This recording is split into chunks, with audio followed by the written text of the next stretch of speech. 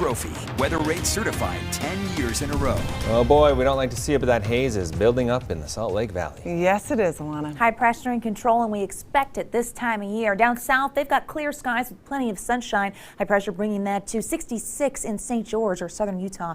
University Network camera showing off that red rock. Hazy conditions in the north. We do have air quality concerns. They're out there right now. Weak system coming through. I've got the timeline and what to expect. And when's our next real storm? Gosh, we need a chance of some wet weather. We've been bone dry since the beginning of the year, and that's not helping us out in the way of drought or snowpack. Live look at downtown Salt Lake City. That haze that Glenn just mentioned, very noticeable. It's one of the spots dealing with moderate air quality brought in by that ridge of high pressure. A few clouds increasing from the north as we get through the next couple of hours. As we look at where we're dealing with that moderate air, Davis, Salt Lake, Tooele County, Utah County, Cache Valley since last night.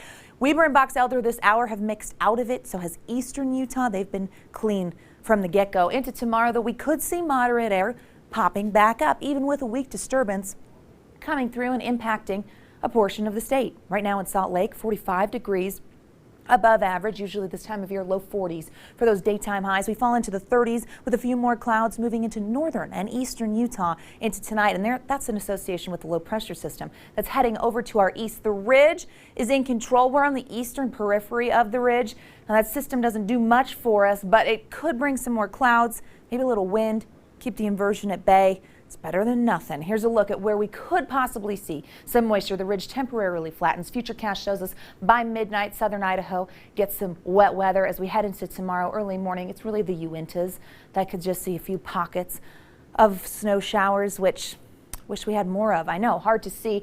The state stays really quiet. This really heads over to the east of us. The ridge bounces right back and we stay pretty dry. Here's a look at how it shapes up and that long range view for our storm. There goes that low and we get the high coming back on Thursday for the rest of the weekend. So we know haze will be around, dry conditions. We stay that way as we make it through the weekend. But then on Valentine's Day, we start to see an area of low pressure coming in. Hopefully that will change things up. That brings us a slight chance of wet weather.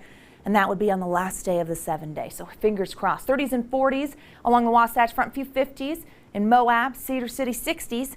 Down there in St. George, 50s in the Four Corners area, upper 40s. There's a look at those 60s. Goodness, that's pretty close to 70, flirting with it just a little bit. Plenty of sunshine with dry conditions.